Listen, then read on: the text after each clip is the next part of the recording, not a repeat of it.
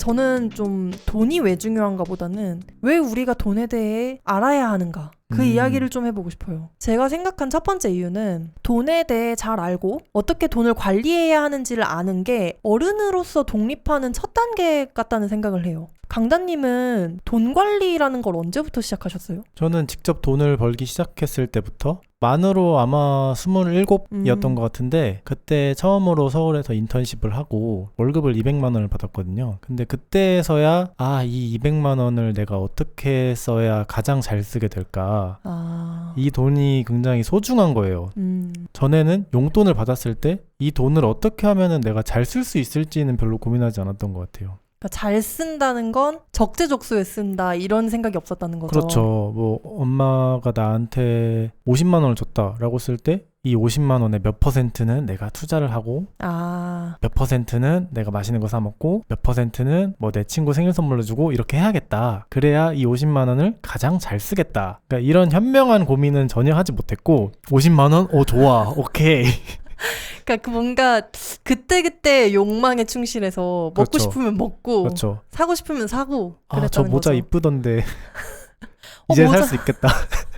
근데 저는 그래서 제 경제관념이 굉장히 늦게 잡혔다고 생각을 해요. 어릴 때부터 아빠가 저한테 민서가 돈의 이치를 알아야 한다, 뭐 금융 지식이 있어야 한다 하면서 이 존리 선생님의 영상을 이렇게 카톡으로 보내주고 근데 그때마다 저는 돈에 대해 안다는 게 뭐지? 아빠가 왜 이렇게 자기가 50대, 60대가 되어서도 돈에 대해 모르니까 고생한다고 하는 거지? 그러니까 이런 고민을 잘 못했던 것 같아요. 내가 직접 월급을 받아보니까 내가 왜 이렇게 일하고 한 달에 200만 원을 받지? 다른 사람은 그럼 돈을 얼마나 벌고 어떻게 운용을 하고 있지? 막 이런 현실적인 고민을 그제서야 이제 늦가기로 하게 되더라고요. 소씨님은 좀 언제부터 돈에 대한 생각이 깊어졌나요? 이게 돈의 소중함을 알 때부터 이걸 관리해야겠다 라는 생각을 하는 것 같아요. 왜냐면 저는 중학교에 딱 입학할 때부터 한 달에 정해진 만큼의 용돈만을 받았거든요. 제 기억엔 그게 한 달에 10만 원이었어요. 그러니까 엄마가 매월 1일이 되면 자동이체로 제 통장에 10만 원을 딱 넣어줬어요.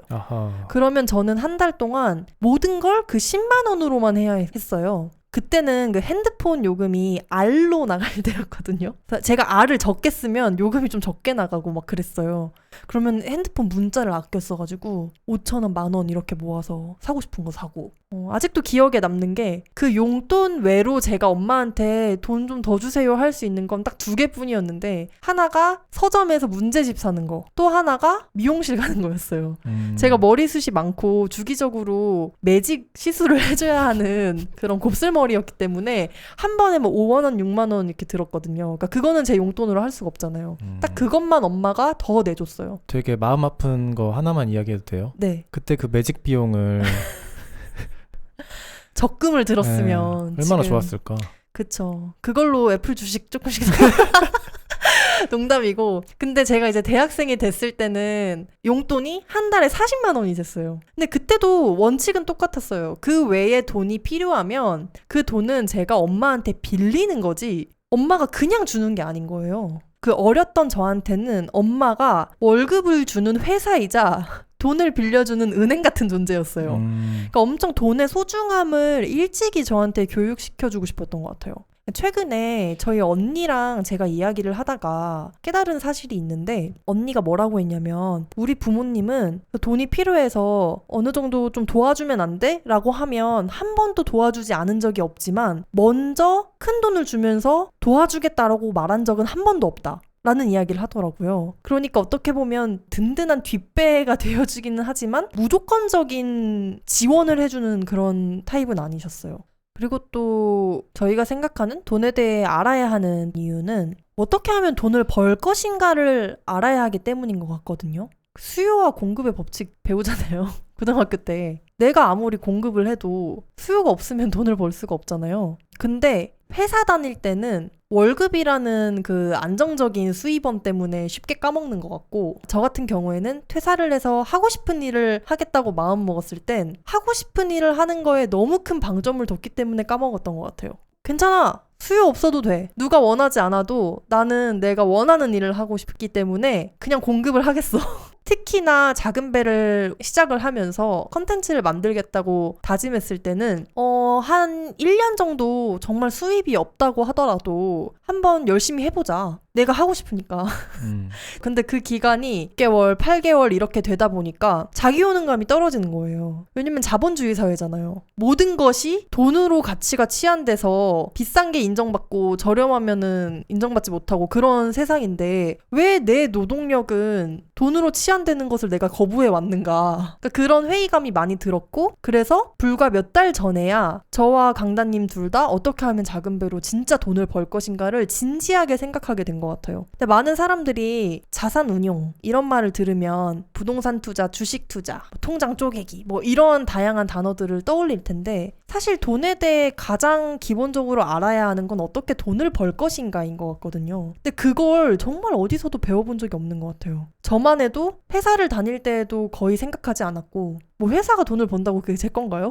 아니잖아요. 진짜 자영업자로서 세상에 처음 나와서야 어떻게 하면 돈을 벌지? 사람들은 무엇의 가치를 느끼고 돈을 지불할 용의를 가지지? 그러니까 그런 걸 진지하게 생각해보지 않았나. 제가 최근에 그 스캇 갤로웨이라고 그 뉴욕대학교 비즈니스스쿨 교수님을 하시는 되게 재밌는 분이 계시거든요. 스캇이 제가 봤던 인터뷰에서 이런 질문을 받아요. 만약에 자식이 나 예술 할래 아니면은 뭐 음악 할래 이렇게 찾아오면 어떻게 할 거냐. 근데 스캇이 다 서포트를 해주겠다. 근데 하지만 이 예술이라는 이 필드 자체가 정말 탑 0.1%만 성공할 수 있는 필드라는 걸 알고 그만큼 너가 헌신해서 그 위치까지 갈 수 있어야 한다는 걸 알아야 하고 만약에 그렇게 되지 않았을 때는 너가 타임라인을 정해서 2년이든 3년이든 후에 포기할 줄도 알아야 한다. 그러니까 이 메시지를 정확하게 전달해주지만 아빠는 너를 지지한단다. 이렇게 이야기할 거라고 하더라고요. 근데 이분도 진짜 이 자본주의 사회가 옳다는 게 아니라 어쩔 수가 없다. 연기자가 되던 아니면 저희처럼 이렇게 온라인 창작자가 되건 사실 이 안에서 돈을 버는 사람은 극히 적은 거죠. 유튜버도 이렇게 100만 유튜버가 많아 라고 하지만 사실 0.01% 정도 될까요? 화려한 수익을 얻으면서 사시는 분들은 정말 별로 없을 거잖아요.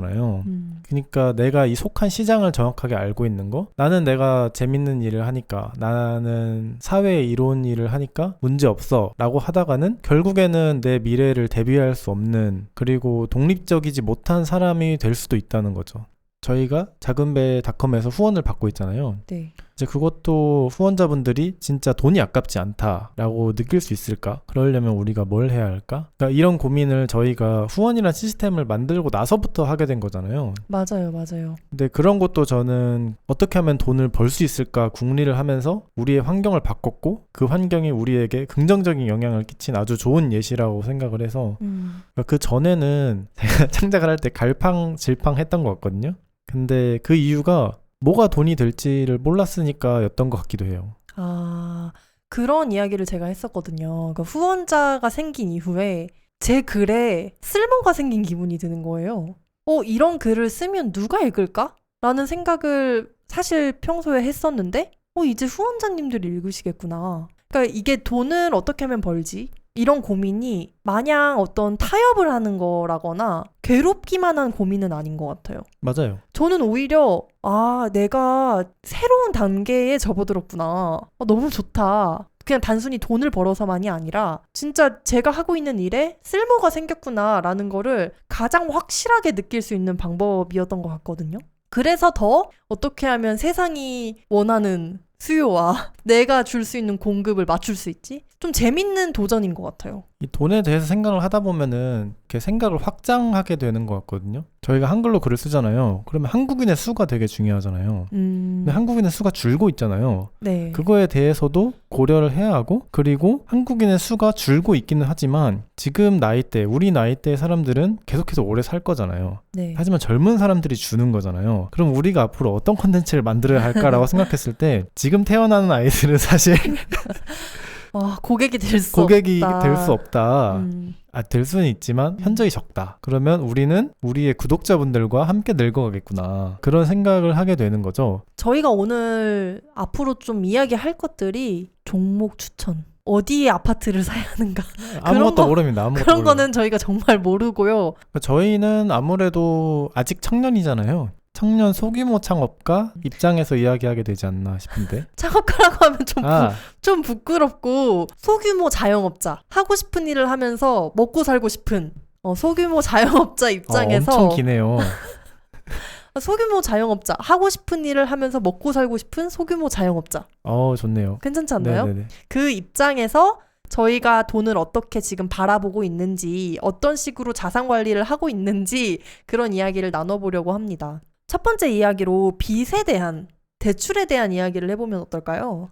제가 옛날에 빚에 대한 책을 좀 봐본 적이 있는데 빚의 역사가 한 5,000년이 된대요. 그러니까 사람들이 서로 빚을 지고 산 역사가요. 그러니까 사실 그때는 화폐가 없었잖아요. 그러니까 네. 사람들이 다들 서로 빚 지고 산 거예요. 아. 야, 너 그때 내 감자 3개 먹었잖아. 그러면은 뭐 귤 2개 줘. 어찌 보면 물물 교환이네요. 그렇죠. 근데 그것도 서로 빚을 진 거잖아요. 그렇죠.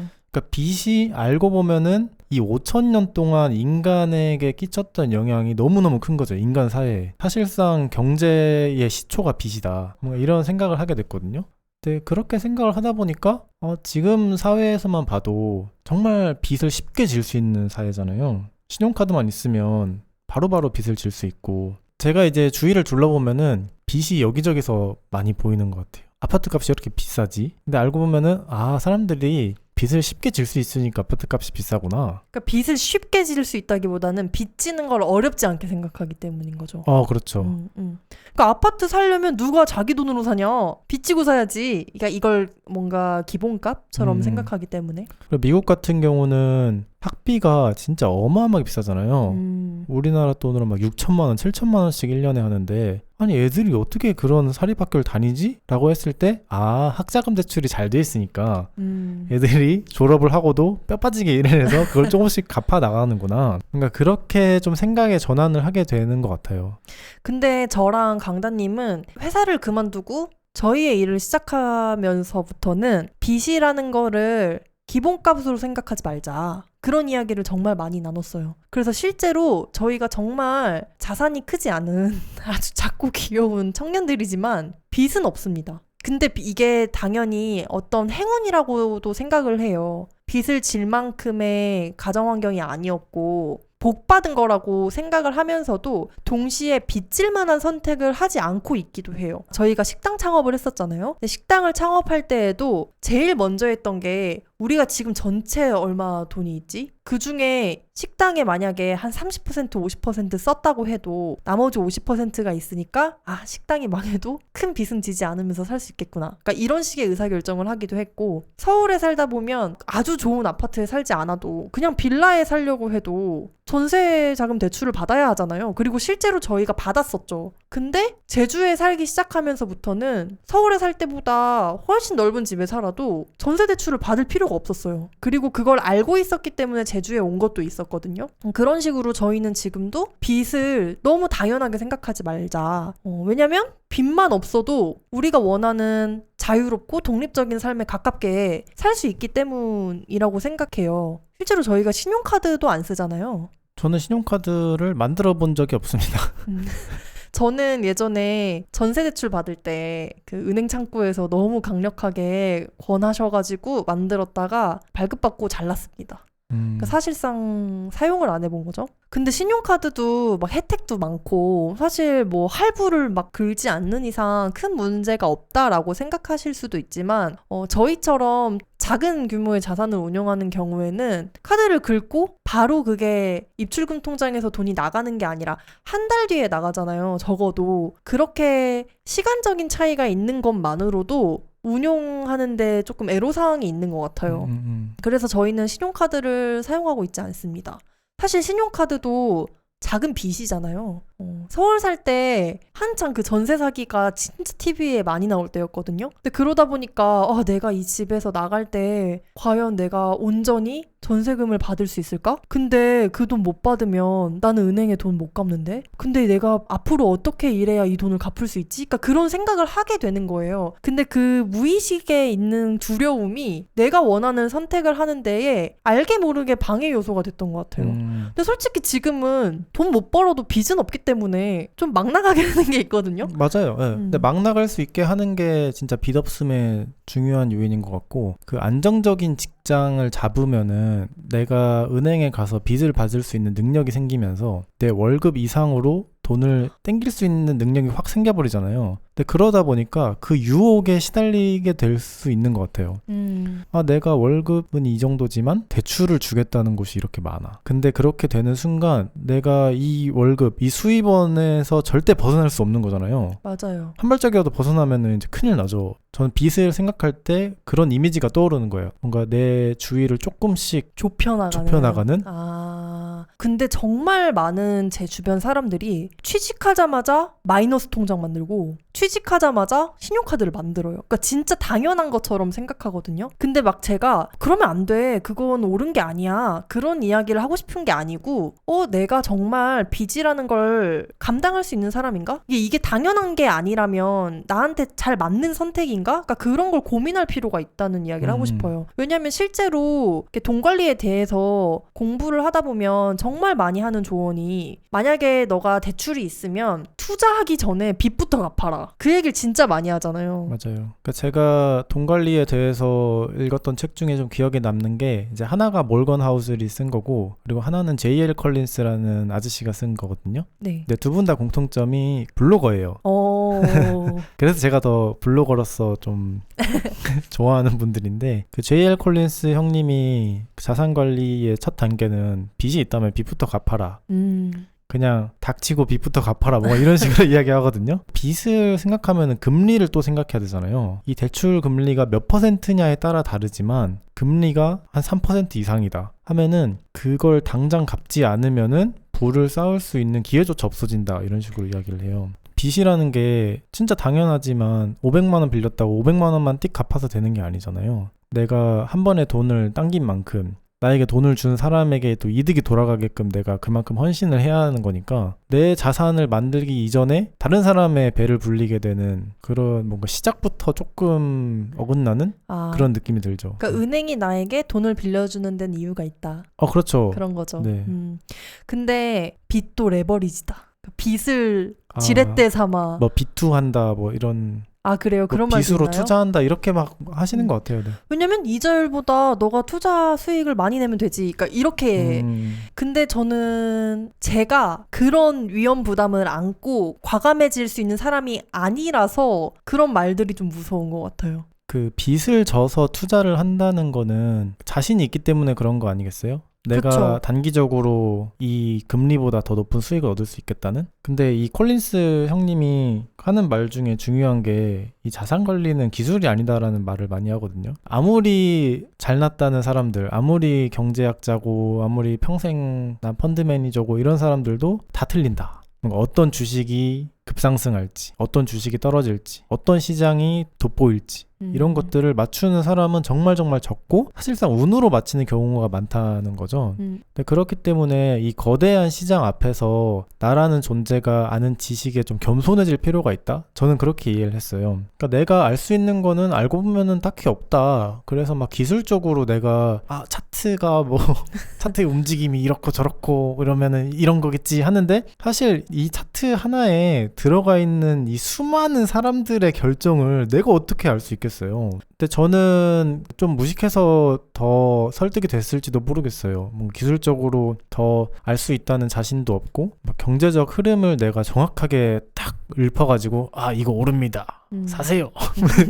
이렇게 할 수 있는 능력이 없다는 거를 그냥 단박에 알아서 납득이 됐는지도 모르겠는데 전체적인 시장이 발전을 한다는 거는 인간들이 열심히 일을 해서 생산성을 높여서 인간 사회로서 발전을 하는 거잖아요. 네. 근데 그 흐름이 물론 경제 위기가 있어서 툭 떨어질 수도 있지만 엄청 장기적으로 수십 년을 봤을 때는 이제 오른쪽으로 쭉 올라갈 텐데 근데 그 흐름보다 내가 맞춘 뭐 주식이 됐건 내가 맞춘 상품이 됐건 그게 그 흐름보다 더 높이 올라갈 거라는 장담은 그 누구도 할 수 없다. 근데 저는 투자에 대한 지식이 정말 별로 없고요. 그냥 아는 거는 읽은 책 몇 개인데 근데 그 책에서 공통적으로 말하는 게 많이 알 필요 없다라고 해서 제가 설득이 된 것 같아요. 좋아. 많이 알 필요 없이 그냥 이렇게 마인드 컨트롤만 하면 되는구나. 그 모건 하우젤의 돈의 심리학이 전 세계적인 베스트셀러잖아요. 우리나라에서도 엄청 많은 분들이 읽었다고 알고 있고 근데 그 책에서 말하는 것도 거의 비슷하거든요, 사실. 워렌 버핏이 왜 부자냐? 오랫동안 버텼기 때문에 부자다. 2008년 때 진짜 전 세계 경제 폭삭 가라앉았을 때도 그때 뉴스에 워렌 버핏의 재산이 20조가 줄었다. 막 이런 기사들이 엄청 나왔대요. 네, 자극적이네요. 네, 근데 버핏은 그럴 때도 안 팔았다는 거죠. 그러니까 이런 그 패닉을 버티고 시장의 흐름이 결국에는 회복을 할 거라고 생각을 하는 그 마인드? 근데 그게 책에서 봤을 때는 그렇지 뭐 버티면 되는 거 아니야? 뭐 쉽게 말해서 존버라고 하잖아요. 네. 아 존버 말하는 건가? 하는데 저는 이런 단순한 존버가 아닌 것 같아요. 내가 이 얼마에 샀던 돈이 아니라 나는 이 회사의 한 부분을 내가 소유하고 있고 회사가 됐건 뭐 시장이 됐건 이 가치가 변하지 않는다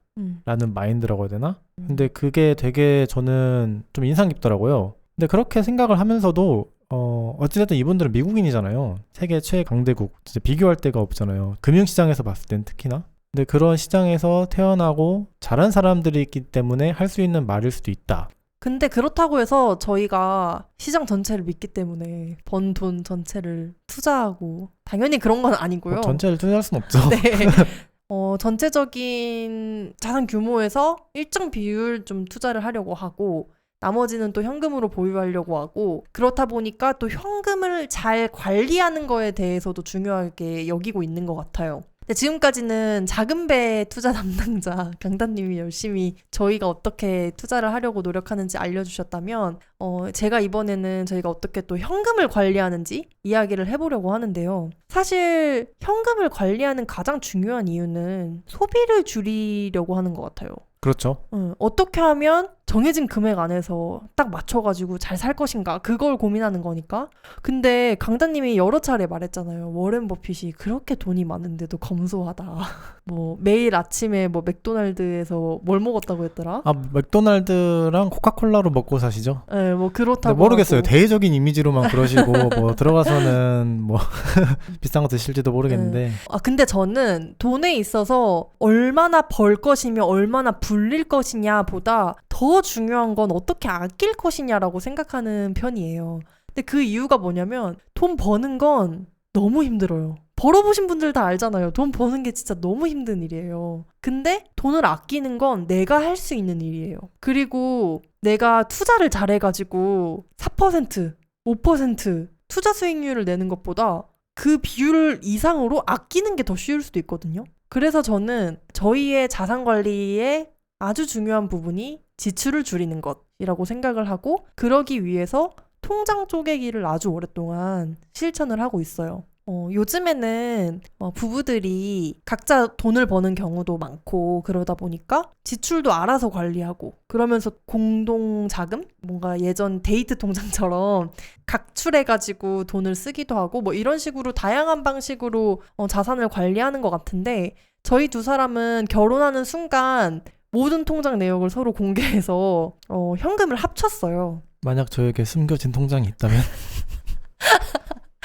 이게 뭐 뒷돈을 못 만들게 하려고 그런 건 아니다 보니까 그냥 관리를 잘하기 위해서 합쳤던 건데 그러면서 그 현금을 다 제 통장으로 이제 가져왔고 뭐 예금을 들을 수 있는 건 예금을 들고 그리고 또 저희가 매달 쓸 돈이 얼마인지 파악하고 그리고 그걸 어떤 항목에 얼마를 쓸지를 쫙 정리를 했죠. 통장 쪼개기라고 하면 돈을 벌기 시작할 때 사실 가장 먼저 해라 라고 많이들 권하는 거거든요. 저도 대학생이 되면서 제 용돈이 40만 원이 됐을 때 처음 통장 쪼개기를 시작했어요. 근데 어떻게 쪼개냐면 첫 번째는 생활비 통장. 뭐 생활비라고 하면 뭐 밥 먹고 옷 사고 뭐 머리도 자르고 또 다른 건 고정비 통장이 또 따로 있었어요. 그러니까 교통비도 어떻게 보면 생활비잖아요. 근데 교통비나 아니면 수도요금, 인터넷요금 이런 건 매달 비슷한 만큼 나가잖아요. 근데 생활비랑 고정비를 한 통장으로 관리해버리면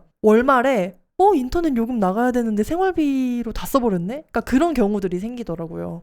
그래서 매달 나가는 돈이 부족하지 않도록 고정비 통장을 또 따로 두고 있고 이제 나머지가 뭐 비상금, 예비금 그런 걸 또 관리하는 통장이 있고 상황마다 사람마다 이렇게 통장을 나눌 수 있는 항목은 다양할 수 있을 것 같아요. 그러니까 그런 식으로 통장을 여러 개로 나눠 놓고 월 1일마다 전체 생활비를 이 통장에 나눠서 넣어 놓는 거죠. 제가 가계부를 쓰진 않아요. 뭐 식비에 얼마를 썼다. 다음 달엔 식비 5만 원 줄여야지. 이런 건 하지 않는데 이번 달에는 생활비가 이만큼 통장에 남아있을 때가 됐는데 벌써 이거밖에 안 남았네? 이번 달에 돈을 좀 많이 쓰고 있나 봐. 그러니까 그런 식으로 좀 쉽게 파악할 수가 있어요. 통장이 나눠져 있으면.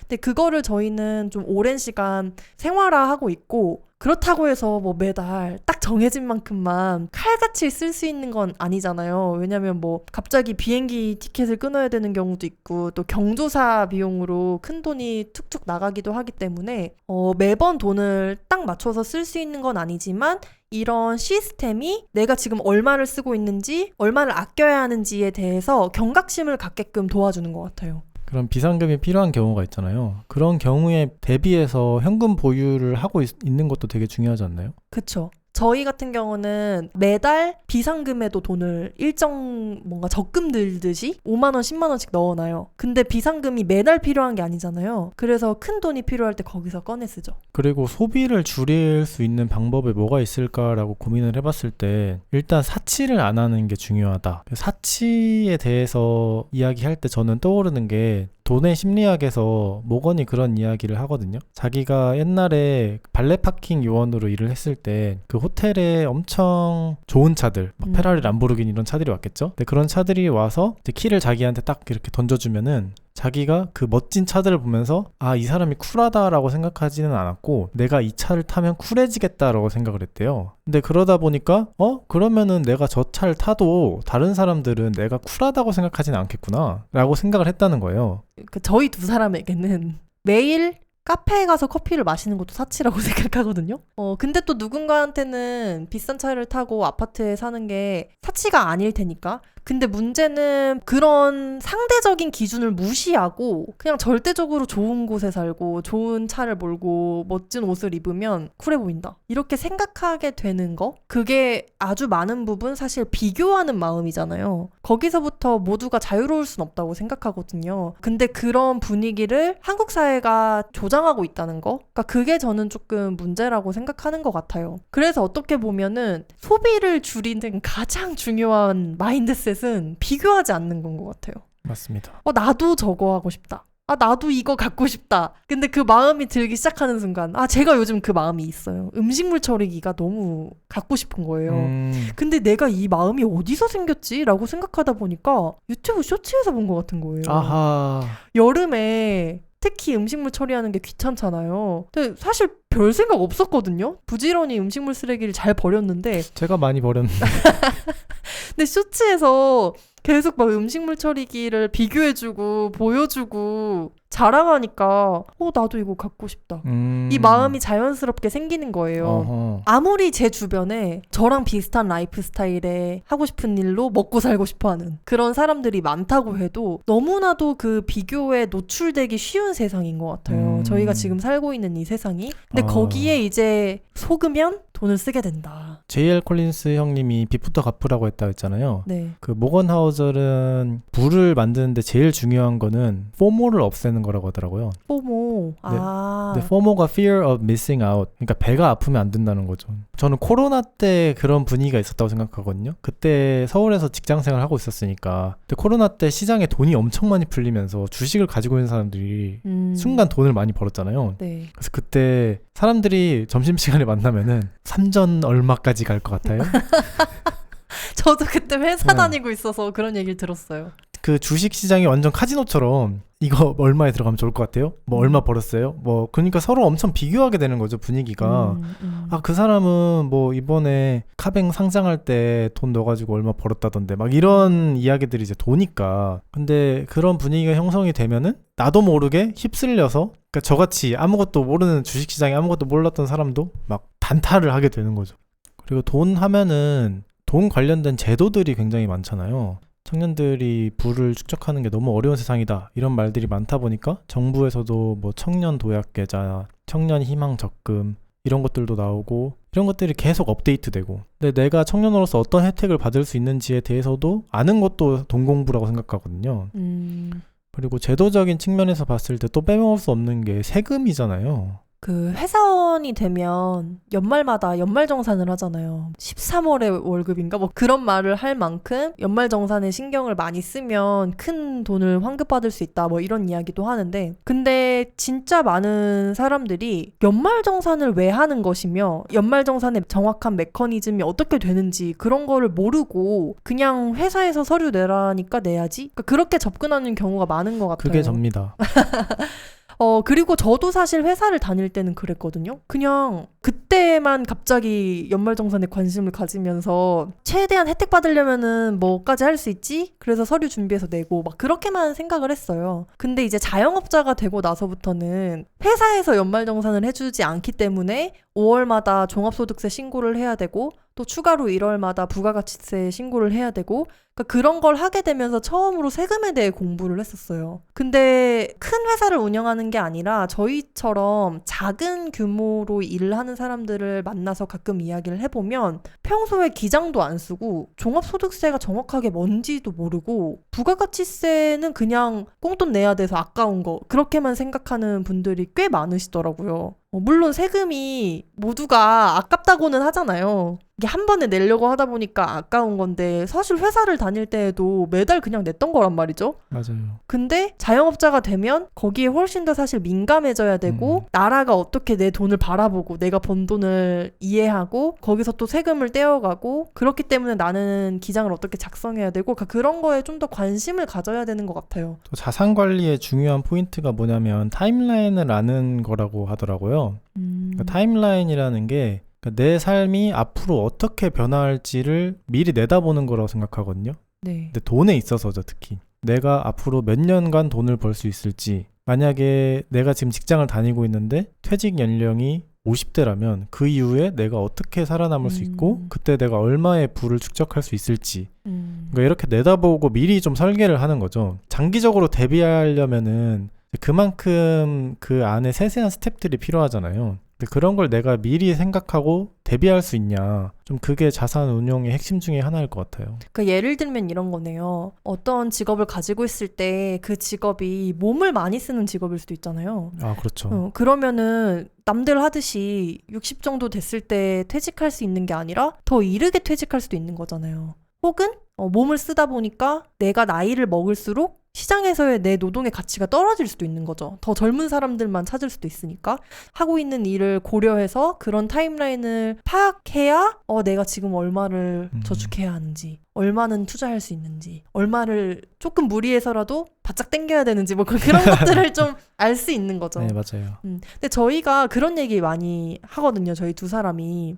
시간이 갈수록 가치가 생기는 일을 하고 싶다. 제가 예전에 대학을 다닐 때 연극을 기획을 한 적이 있는데 근데 그때 만났던 한 배우가 있었어요. 저보다도 나이가 많았고 저랑 같은 학교를 나온 분이셨는데 그분한테 제가 어떻게 하다가 배우가 되겠다는 생각을 했냐 물어봤었거든요. 근데 그 언니가 배우는 정년이 없잖아. 나이를 먹어도 할 수 있잖아. 그러니까 그런 이야기를 하더라고요. 실제로 막 이순재 선생님 90 넘으셨나? 막 그 정도가 돼도 활동을 하시잖아요. 그러니까 성공 가능성을 떠나서 시간이 흐를수록 좀 인정받을 수 있는 일? 그런 일을 하고 싶다고 나중에야 이해를 하게 된 것 같아요. 그런 일을 할 거라고 스스로가 생각하고 있다면 그렇게 되기까지 내 20대, 30대는 돈을 모으지 못해도 조금 아껴가면서 투자하는 시간이라고 생각할 수 있을 것 같거든요. 근데 그 마음이 지금 제 마음과 좀 비슷한 것 같아요. 그러니까 지금 당장 내가 큰 돈을 벌지 못해도 내가 앞으로 하려는 일은 내가 정말 70이 되고 80이 돼도 정년 없이 할 수 있는 일이기를 바라는 마음으로 열심히 하고 있거든요. 그래서 좀 덜 조급하다고 해야 되나? 누가 들으면 좀 순진한 생각이라고 생각할 수도 있지만 저는 그런 마음으로 제 일을 바라보고 있기 때문에 좀 더 마음의 여유가 있는 게 아닌가라는 생각도 들어요.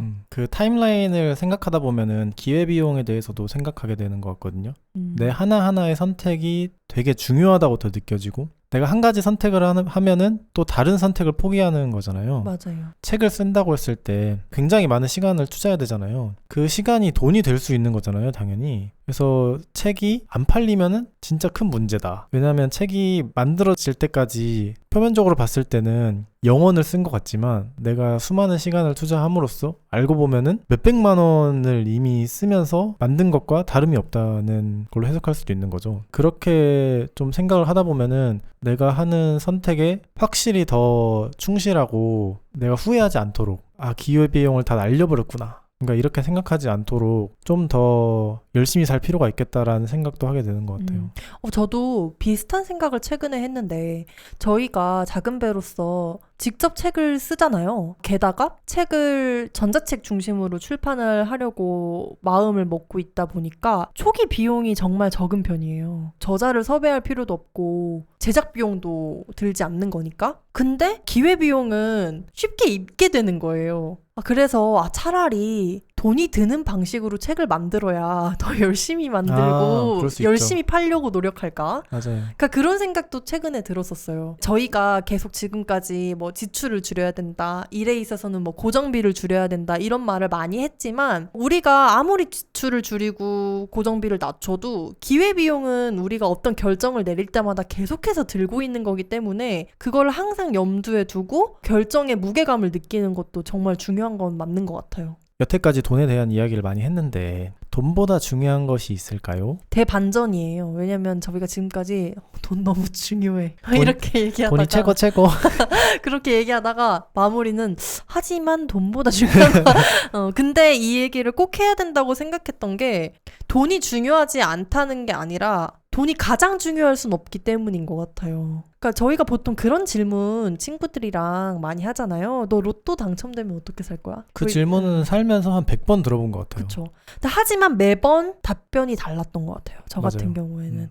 근데 그 이유가 뭘까? 돈이 부족하지 않을 만큼 있을 때 그 전제가 돈보다 내가 지금 뭘 더 중요하게 생각하고 있지 이걸 좀 드러나게 하는 질문이기 때문인 것 같거든요. 그래서 상대방한테 너 로또 당첨되면 뭐 할 거야? 라는 질문을 던졌을 때 그 사람에 대해 뭔가를 알 수 있게 되는 거죠. 근데 저 같은 경우는 로또가 당첨돼도 지금 사는 것처럼 살고 싶다 이런 생각을 요즘에 많이 해요. 맞아요. 근데 그만큼 제가 이미 무슨 거금이 있는 사람처럼 내 삶의 중요한 것들을 조금 더 추구하면서 살고 있지 않나 라는 반증이라고 저는 여기거든요. 로또 당첨금을 대충 한 15억이라고 했을 때 내 통장에 갑자기 15억이 뜬다고 해서 내 삶이 크게 바뀔까? 바뀌겠죠? 바뀌죠. 바뀌긴 할 텐데 내가 당장 그 15억으로 뭘 사고 싶냐라고 하면은 아닌 것 같아요. 당장 이걸 어디에 써야겠다? 이런 생각이 들지는 않는? 뭐 아파트를 사고 싶은 것도 아니고 차를 갑자기 좋은 걸 몰고 싶은 욕심도 없고 매일 저녁마다 오마카세를 먹어야 된다는 그런 것도 아닌 것 같고 그냥 지금과 크게 다르지 않을 것 같다는 게 맞는 것 같기는 해요. 근데 하지만 안정적이겠죠? 그쵸. 제 머릿속이 편안해지겠죠? 그럼 어느 날 강다님이 편안해 보이면 로또 됐나? 통장에 15억이 있다고 일을 안 하는 것도 되게 좀 슬프지 않나요? 그래서 이런 질문을 하다 보면 이 사람이 돈만큼이나 일을 하는 거에 의미를 부여하는구나. 그러니까 좀 그런 걸 알게 되는 재미가 있는 것 같아요. 그래서 결국에는 부자가 되면은 넌 어떻게 살래? 인 것 같은데 그럼 부자를 정해야 하잖아요. 그 CF 기억나시나요? 부자 되세요 하는 거? 네. BC카드였던 것 같은데? 근데 내가 부자가 된다는 건 뭘까라고 생각해보면은 그냥 시간을 자유롭게 쓸 수 있는 사람이 되는 거? 내가 오늘 원하는 방식대로 하루를 보낼 수 있겠다. 그 누구도 나에게 뭔가를 강요할 수 없다. 내가 누워서 책만 읽고 있어도 아무도 뭐라고 할 수 없다는 그 안정감? 그 자유로움? 그게 부자 아닌가. 그러니까 실제로 돈이랑 정말 많이 따라붙는 단어가 자유인 것 같거든요. 그러니까 경제적 자유. 요즘에 특히 이런 말 많이 하잖아요. 요즘에는 젊은 분들도 막 은퇴할 때까지 사실 일하는 걸 바란다기보다는 그냥 젊을 때 바짝 일해서 열심히 투자해가지고 나중에는 그거 뭐 어디 다 넣어놓고 뭐 배당금 받으면서 그 무슨 파이어족. 나는 돈으로부터 자유로워지고 싶다. 돈 생각 안 하면서 내 시간을 마음껏 쓰고 싶다. 라는 거니까. 근데 이 얘기를 하다 보니까 내가 왜 로또 당첨이 돼도 지금처럼 살고 싶은지 알 것 같아요. 저는 지금 제 시간을 마음껏 쓰고 있기 때문인 것 같아요. 근데 이거를 평생 하려면 돈을 좀 벌어야 된다라는 그렇죠, 거지. 그렇죠. 근데 저는 그렇거든요. 저는 정말 돈보다 제가 하고 싶은 일을 하는 게 너무 아직 중요해서 그러니까 배가 덜 고파서 돈을 많이 벌고 싶어서 일을 열심히 하려는 게 아니라 내가 일로도 돈을 벌어보고 싶은 것 같아요. 그러니까 내 일로 경제적인 가치를 인정받아 보고 싶다라는 열망이 지금 좀 큰 상태인 것 같아요. 근데 예전에 나발 라비칸트의 책을 읽다가 은퇴를 한다는 게 시간을 자유롭게 쓴다는 것과 다름이 없다. 뭐 그런 부분을 읽은 적이 있거든요. 그게 유난히 기억에 남았는데 제가 그 부분을 보면서도 그러면 내가 지금 당장 은퇴하는 게 아니어도 좋아하는 일로 돈을 벌면 그게 곧 은퇴일 수 있겠구나 라는 생각을 한 적이 있거든요. 그러면 돈이 되지 않아도 중요한 것들이 있을까요? 있죠. 그게 뭐죠? 저희가 금요일마다 봉사활동을 다니잖아요. 말 그대로 봉사이기 때문에 돈을 받진 않죠. 근데 내가 어딘가에 돈을 지불한다고 해서 제가 지금 봉사활동을 다니면서 얻고 있는 어떤 감각을 얻을 순 없을 것 같아요. 좀 그런 거 있잖아요. 돈을 내가 벌어야 내가 쓸모 있는 사람이야 라고 느낄 것 같지만 저도 봉사활동 다니면서 느끼는 게 가서 내가 진짜 도움이 된다는 걸 느낄 때마다 기분이 좋거든요. 네. 성취감이 엄청 커요. 맞아요. 아, 내가 오늘 필요한 일을 했다. 오늘 하루가 진짜 뿌듯하다. 그런 감각이 저절로 드니까 넷플릭스에서 봤던 블루존의 비밀, 그 장수에 관한 다큐멘터리에서 자원봉사가 또 장수에 도움이 될 수 있다. 뭐 이런. 그래서 저희가 봉사를 하는 건 아닙니다. 그건 전혀 아닌데 저도 일주일에 한 번씩 봉사를 하다 보니까 내 삶의 쓸모를 되게 강하게 느끼는 것 같아요. 저희가 봉사활동을 가면 그 여성 봉사자분들은 수가 많아서 매주 다른 분들이 돌아가면서 오시고 남성 봉사자분들은 수가 적어서 매주 같은 분들이 오시잖아요. 근데 저희 두 사람을 제외하고 다 퇴직을 하셨거나 퇴직할 만큼의 나이인데 자영업자여서 지금도 일을 하시는 다 60 이상의 어른들이세요. 근데 그분들이랑 이제 금요일마다 모여가지고 아침에 수다를 떨다 보면 우리가 타임라인을 거스르고 있나? 우리가 지금 이 시간을 돈 버는 데 써야 되고 좀 치열하게 살아야 되는데 여기 와 있는 건가? 그런 생각이 정말 가끔 들 때가 있어요. 근데 그분들이 저희한테 그런 느낌을 준다는 게 아니라 너무 연령대가 다르니까 그런 생각을 하는데 근데 또 다른 편으로 생각을 해보면 내가 은퇴한 사람처럼 살면 나이에 상관없이 그렇게 살 수 있는 거잖아요. 맞아요. 내가 돈이 얼마 있는지에 상관없이 내가 그렇게 살면 살 수 있는 거잖아요. 저는 오늘부로 은퇴하겠습니다. 근데 제가 이 얘기를 왜 하냐면 결국에는 내가 내 시간을 어떻게 쓸 것인가가 돈에 대한 선택이기도 한 나이라서 그런 것 같거든요. 근데 한 번은 저희가 그런 얘기도 했었어요. 우리 아직 너무 젊은데 어떻게 시간을 쓰고 있는지만 보면 무슨 노후 보내는 것 같다고. 하지만 자산의 형태만 보면 저희는 노후 준비가 안 되어 있거든요. 그럼에도 불구하고 노후를 살듯이 살면 그렇게 살 수 있구나. 그냥 내가 선택하기 나름이구나. 뭐랄까, 돈을 벌기 위해 미루는 일들이 있잖아요. 뭐, 나는 은퇴하면 여행 갈 거야. 봉사활동도 은퇴하면 많이 시작한다고 하더라고요. 근데 꼭 그럴 필요가 있나? 그런 생각이 많이 드는 것 같아요. 근데 그 중에 대표적인 게 가족과의 시간 아닐까요? 이 시대에 많은 아버지들이 회사를 다니다가 자녀들과의 시간을 놓치고 은퇴를 한 다음에 가족 내에서 자신의 역할을 잃었다고 생각하고 자존감이 떨어지는 그런 경우 정말 많이 보잖아요. 제가 마무리 질문을 하나 준비해봤는데 네. 제가 정말 궁금한 거거든요. 강다님은 그럼 앞으로 어떻게 돈을 벌 생각이신가요? 제가 이번 돈 에피소드를 준비하면서 노트에다가 한번 적어보긴 했어요. 내가 과연 어떻게 돈을 벌 수 있을까? 근데 길이 잘 안 보이더라고요. 가장 먼저 중요한 거는 돈을 벌 수 있는 시스템을 만드는 게 중요하다? 사실 이미 알고 있는 내용이기는 해요. 책을 계속 써야 하고 책을 내야 하고 실제로 발행해야 되고 그러니까 제품을 만들어서 그렇죠. 세상에 내놓아야 된다는 네. 거죠. 근데 이 제품이 당장 잘 될 거라는 기대조차 하지 않고 일단 쓰고 발행하는 데 집중해서 실패하면은 또 내고 실패하면은 또 내고 우리 작은 배 생태계를 만들어 나가야 안정적인 수입원이 될 수 있을 거라고 생각을 하는데 참 게으르다. 그러니까 좀 더 부지런해지자는 이야기군요. 네, 근데 좀 더 부지런해지자라고 해서 또 부지런해지지도 않을 것 같기도 한데 내가 가진 것 중에 세상이 원할 만하다고 느끼는 걸 계속해서 내보내자. 이렇게 좀 이해가 되네요. 그렇죠. 저도 거기에 조금 더 첨언하고 싶은 게 강다님의 답변을 들으면서 그럼 나는 어떻게 돈을 벌 것인가 고민을 해봤거든요. 계속해서 제품을 내놓지만 동시에 지금만큼 혹은 지금보다 더더욱 신중해야 된다는 생각도 들어요. 사실 할 수 있는 게 참 많잖아요. 투잡을 뛸 수도 있고 외주를 받을 수도 있고 돈을 벌기 위해 우리가 할 수 있는 행위는 정말 많지만 이왕 시간에 기대보기로 한 거 더 완전하게 기대서 시간이 흐를수록 우리가 더 잘할 수 있는 게 뭘까?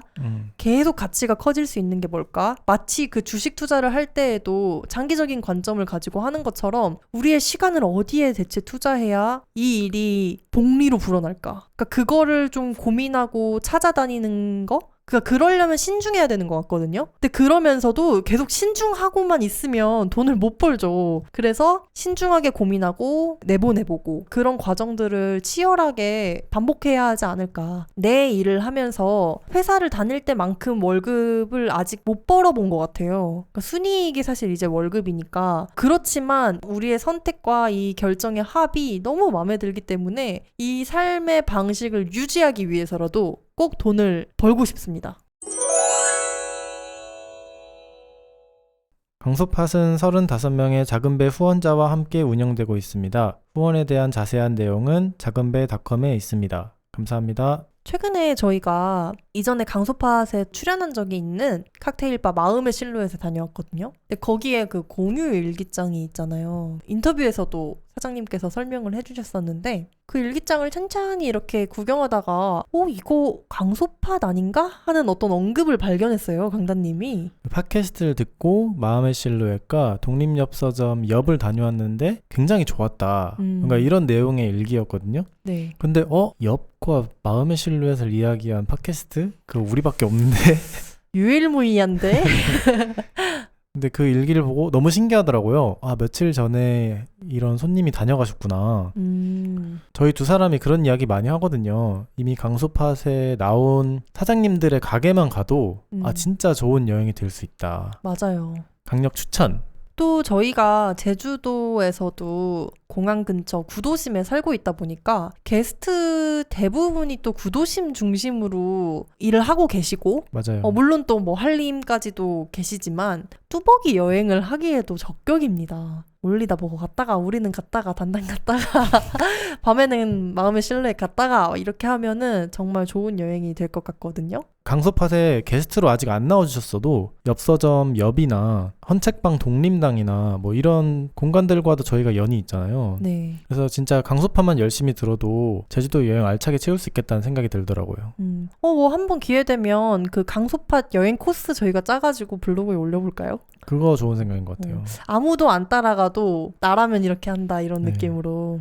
그럼 또 저희가 작은배닷컴 블로그나 여러 채널에 강소팟 친구분들이 남겨준 댓글을 한번 읽어볼까요? 네, 가장 먼저 소라님이 인스타그램에 남겨주신 댓글인데요. 선생님들, 당신들은 정말 최고예요. 어제 오늘 이달의 날 생각, 소신 인터뷰 보고 들으면서 속이 다 시원했다고요. 점점 더 자기 자신이 되어가는 작은배. 미네코를 참 애정해요. 이달의 날 생각은 강소팟에 출연하셨던 20년차 타악기 연주자이자 제 치던님 미네코님이 유튜브에서 만드는 시리즈 콘텐츠거든요. 어떤 주제를 정해서 그 주제에 대해 다양한 생각들을 편하게 나누는 그런 영상물인데 이번에 저희 두 사람을 그 이달의 날 생각에 초대해줘서 20대와 30대를 좀 비교해보는 그런 이야기를 나눴어요. 근데 저는 이 말이 너무 좋았어요. 속이 시원했다. 그러니까 가끔 강소팟 듣고 후기 남겨주실 때 내가 하고 싶었던 말인데 그 말을 하더라. 내가 뭔가 가지고 있었던 생각을 어떻게 표현할 줄 몰랐는데 어떤 게스트분이 그 이야기를 딱 해주더라. 그런 거를 후기에 남겨주시거든요. 근데 그 얘기를 들을 때 제가 제일 기뻐요. 통했다. 당신은 내 동료입니다. 뭔가 그런 뭔가 느낌? 텔레파시. 네. 갑자기 무한도전 텔레파시 특집이 생각나네요. 그래서 그 소라님이 속이 시원했다라고 이야기를 해주실 때 앞으로 속 시원한 콘텐츠를 더 열심히 만들어봐야겠다라는 생각을 하기도 했습니다. 감사합니다. 다음은 임금님이 유튜브에 남겨주신 댓글입니다. 지난 30화 저의 인터뷰에 남겨주신 이야기인데요. 소신님은 잠은 푹 자고 깨우면 벌떡 일어나서 공부를 하는 너무 착한 소신님이랍니다. 이렇게 남겨주셨어요. 저희 엄마입니다. 그러니까 이거는 진짜 엄마의 오피셜인데 엄마 피셜이죠? 엄피셜? 저희 엄마가 저를 공짜로 키웠다라고 이야기를 하시거든요. 제가 그래도 부모님 말씀은 잘 듣고 자라서 저희 엄마의 사랑을 듬뿍 받고 자랐습니다. 다음은 지키미님 댓글인데 강다님 읽어주시나요? 네. 언젠가 소신님 인터뷰가 올라오지 않을까 기다렸어서 더 재미있게 들었습니다. 이번 에피소드를 들으며 소신님처럼 대학생활과 직장 경험을 해봤다면 어땠을까 싶었어요. 그때는 여러 사정으로 너무 힘들어서 다시 살아볼 기회를 준다 해도 겁나긴 하지만요. 소신님 안에 있는 메시지를 부정하거나 넘기지 않고 기획력으로 풀어나가시는 모습 너무 멋지세요. 보버nem보다 더 큰 용기와 발칙함으로 나아가시길 응원하고 싶어요. 제가 아무리 용을 써도 보버nem보다 발칙해지기는 어렵지 않을까 뭐 그렇게 생각하긴 하지만 굉장히 파격적이죠. 네. 하지만 정말 좋은 최고의 응원이다. 보버넴의 팬으로서 그렇습니다. 그렇게 생각하기 때문에 너무 감사합니다. 오늘은 돈에 대한 진지한 대화를 나눴습니다. 저희는 다음 주 일요일에 다시 인사드리겠습니다. 여러분의 일과 삶에 강단과 소신을 빕니다. 감사합니다. 감사합니다.